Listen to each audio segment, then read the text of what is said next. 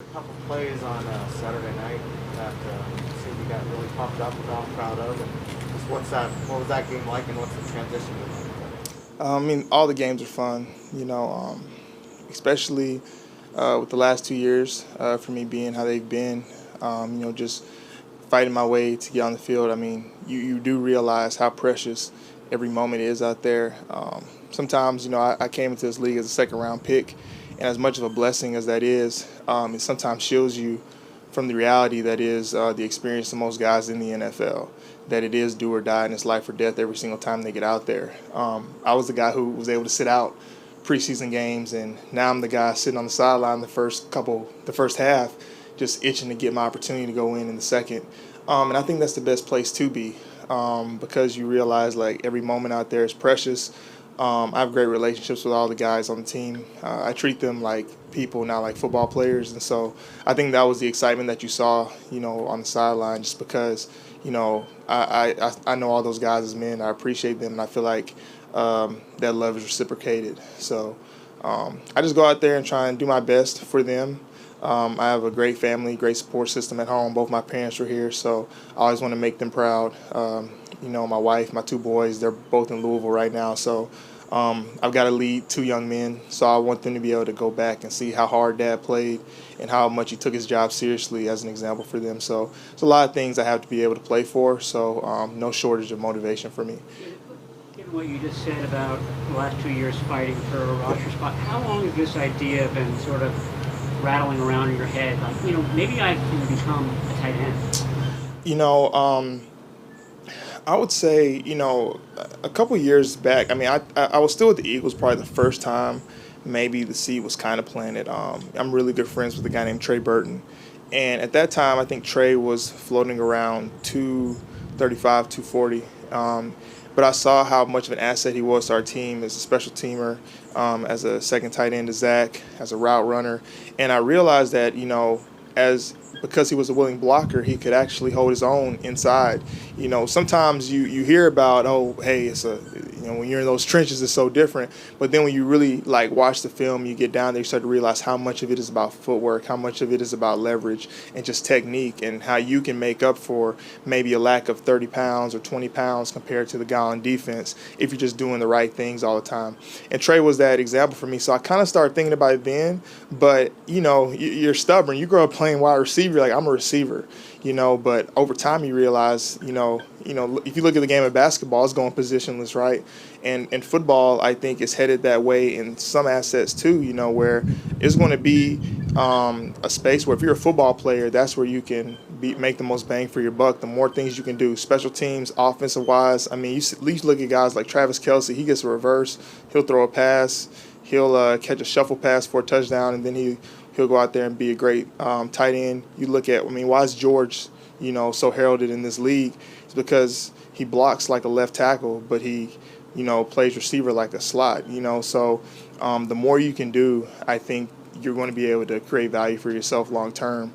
And I was like, well, if I can put on some pounds, I could probably do this. But I'd really say when it really cemented itself was I was watching the draft this past year. We'd gone through a whole OTA period. I didn't get any calls yet to go play receiver. I knew that I had respect from teams as a receiver because my agent would call teams. They say, hey, Jordan's on our list. But we know being on somebody's list and getting a boarding pass come visitor, two totally different things. So I knew I had respect, but at the end of the day, I didn't have real interest. But we put out a couple fillers to some teams, some GMs, and say, hey, what do you think about the idea of if Jordan played tight end? I played slot most of my career. I'm used to being inside. I'm used to blocking guys in the run game, being a bigger receiver. And we actually got some good feedback. And that's all I really need, just a little bit of a chance. And when we reached out to a couple teams and said, what weight would you want Jordan at? They said, 235 to really take him seriously. My fighting weight at that point was 215. That's what I usually played at. And so I said, okay, well, and that was about the end of May because I watched the draft and I saw like 6 receivers drafted in the first round that are going to be future number ones. I think all of them were under 6 foot. So I'm like, okay, the game's changing. But if the receiver position is going small, maybe the tight end position is too. And so I used the end of the month of May, probably the last week and a half of May, and the whole month of June to get to 235. So about a month and a little bit less than a month and a half. I put on around 18 to 20 pounds working out at the University of Louisville. I started working out with the college guys. You know how hard their work is. I feel like NFL guys in the offseason, they work to kind of maintain, but college players, they work to build. They're used to putting weight on those guys. I got a nutritionist out in Louisville, a guy named Pasha. He owns a company called Macro Man. I was eating 6 meals a day. I ate at 5:30, 8:30, 11:30, 2:30, 5:30, and then another snack at 8:30 every single day. And I was able to put on 20 pounds by July 4th. We talked to some teams. I went to a camp in San Diego called the Hub Camp, and we got in front of a couple more teams. They got to see me run with the weight. And then I worked out with the Jets. And before I actually was about to get on my flight back to Nashville, I had a flight at 7. It got delayed till 10. And then my agent called me at like 8:30 during that delay and said that the 49ers had talked to him. And I talked to Crowley, and he told me they were going to fly me in. And then I was able to come in and sign, and now here we are. So it's been a blessed ride. What has it been like coming into this tight end room? I mean, what better tight end room to come into? Like I said, you have the best, two, I guess, would you say dual threat tight end in the league, I guess. So you can just watch George in the run game and the pass game, and you're going to get an A-plus example of how to do everything that the tight end position is going to be asked to do. Then you've got a guy like Ross who, what I see a number one caliber tight end in Ross Dwelley. Just the way he handles his business. Whenever a play needs to be made, he makes it. So watching both of those guys, and also Ross, some people may consider him a little bit, small. He's like 240 something, but man, he plays so big, and so to be able to watch a guy like him, learn from him has been great. Charlie Warner, just a great young talent. I love playing with him. He's just a great guy too to be around. And then a couple guys too. I've played with Perkins back in Philly, and then I've gotten to learn Mike Cole pretty well too. And plus, obviously, Coach Imbo's one of the best tight end coaches. I think probably the best tight end coach in the league. And so to be able to come into a room like this, I know I made the right decision because I just believe things are working out the way they're supposed to, and I'm really excited about where it's going to go. What's the backstory on you working out at North Dakota State for that pro day? How did that come about, and what did you see, and what did you experience that day? There's not really too much of a backstory, honestly. Because Trey did 2 pro days, I don't think he could throw to the same receivers in the second pro day as he did the first. And I guess you're not going to have a destination wedding in North Dakota State, so it's kind of hard to get a bunch of guys to want to go there for anything, So they just needed receivers to go catch for Trey. And there weren't any that were willing to, go to North Dakota State for some reason. And when my agent was talking to AP just about it, I think Adam just kind of mentioned we're having a hard time finding receivers for Trey to go catch from our second pro day. And my agent was like, oh, really? And so he got off the phone and called me. He's like, hey, you're going to go to North Dakota State and go catch for this guy. Because we knew that the 49ers would be there. We knew there were some other teams that were going to watch. And so I was just in shape, and I wanted teams to know that I was still working out, still trying to get on a roster and get into a camp. I had not yet made the decision to switch over to tight end at that time. But shortly after I did. But what I saw a young, talented player. I saw a guy who was willing to listen, a guy that was wanting to ask questions. He asked me questions about recovery, longevity in the NFL, and that's all I really need to know. If a guy's willing to come in and say hey, I want to learn, he has the talent. So, what kind of person is he? And I think he's a stand-up guy, and I think everybody's going to be able to witness that throughout his career. The first week or so of camp, Kyle had made note of you by saying you would be successful in anything you do in life. I don't know if you heard those comments. I appreciate that, though, Kyle. What does that mean? How do you think what's that impression do you think you've made on Kyle? And how has that bond developed? I kind of alluded to it earlier. I think gratitude goes a long way to how successful you're going to be at whatever you do. I try to gravitate to things that I feel like I've been gifted in, things I'm passionate about, and areas where I enjoy working around those groups of people. And for me, that's football right now. So whatever I can do to be in a football building, that's what I'm going to do. Like, trust me, if you have me go work at Tesla, you might not be too impressed with my skills. I'm not gifted in those areas. But when it comes to this arena, I love this game. I love the locker room. I love the people in it. I love the ins and outs of the game.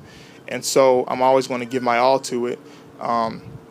You know, like I said, I really appreciate that. Obviously, coming from Kyle, like, he's obviously one of the best coaches in the game.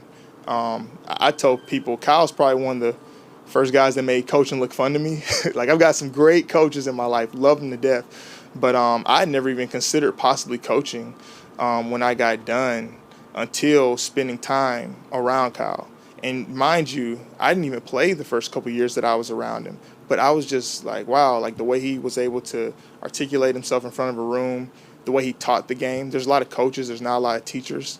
And he's done a great job of hiring other teachers too.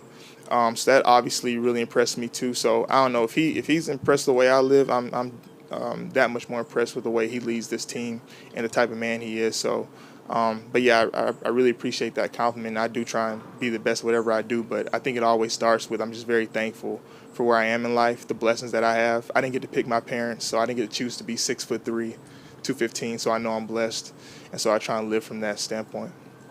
Hasty's touchdown, you had a block in close quarters. Yeah. Obviously not a block that a wideout normally makes, but for the tight end position, that's going to be a new part of the job. How did you feel you executed that, and was that a big moment kind of in this transition? Yeah, I can be a lot better, you know, on those sift blocks. That's a big part, you know, of our offense. Dwelley's like the sift king. He's really good at chopping those guys down. And being able to create holes for our backs. So, like, I'm doing my best right now. Really, I'm just playing on a ton of effort and want to. And we're going to clean some of that up because I feel like I could have gotten to that block even better if, you know, probably next time I get that opportunity. So, but yeah, you know, like I said, first game, first time out there. The biggest thing I wanted to do was show that I was running on tape. If I got the ball in my hands, I wanted to show the physicality that tight end plays with. And I wanted to be on top of my assignments. So I did end up having one mental error as far as a penalty, so I was pretty upset about that. But it's things to build off of, and I just try not to make the same mistake twice. 2 questions. Okay. Your weight now after a couple weeks of training camp, and also just what's the difference on the physical toll training camp takes on you as a wide receiver compared to tight end? Right, so I'm still 235, and probably the best thing is you're asking me about this after an off day. So sometimes when the days do stack up, it is harder to keep some of the weight on, but my biggest thing is to never get under that 232, 231 threshold because you always have that off day before a game, so I can get back to that game weight of 235 by the time we play. That's always really my goal. And your second question, what was it? Just the physical toll, the difference, wide receiver to tight end. It's totally different. Tight end, I think the biggest thing, too, is tight end is really a mentality. At receiver, maybe less here because so much of our receivers there's a lot asked of our receivers in the run game here, more so than other places. But I'd say in general, at wide receiver, there's plays that you can find ways to take off. There just are. You know, if you're backside of a run, it's kind of, you know, whatever. If you're the runoff guy on a play that we barely ever throw, you know, unless they're impressed, man, you're probably not getting the ball. That happens a lot. At tight end, you watch every single play because you never know when that running back might cut back and you're the backside guy on the end. You never know when you're going to be the block that ends up like saving the tackle. You're always what most people call the quarterback safety blanket in the pass game. So you always need to be trying to find a way to get open because you're the closest guy to him and he might have to end up throwing it to you at some point. So just the mentality, like I will say, I got a little excited on the catch and run. I think that was just kind of first game getting back into it. But honestly, I think moving forward, I'm going to work to stay composed in those moments because the tight end literally it's every single play. Like you make a play, is the next one, like you have to have that same level of energy and will to go at it. So I think that's probably the biggest thing. But it's just truly a mentality. You know, receiver, you can get a first down, you know, be a showman, all that. Tight end is back to work, but I love it. I love the way the game's played in there. Even with the extra weight, Jordan, do you feel like you could be like an emergency option or a wide receiver if they needed somebody in any of those spots when you say like position this offense? Yeah, of course. Whatever I'd be asked to do, I'm gonna find a way to get it done. You know, if I get asked that day, I'm going to do my best. But trust me, if I get a night to go study it and get my mind right, I'm going to come back the next day and I'm going to put my best foot forward. So you know, whatever the team would need, like I said, I'm going to try and figure it out and then go out there and do my best. So that's kind of the way I want to go about this anyway.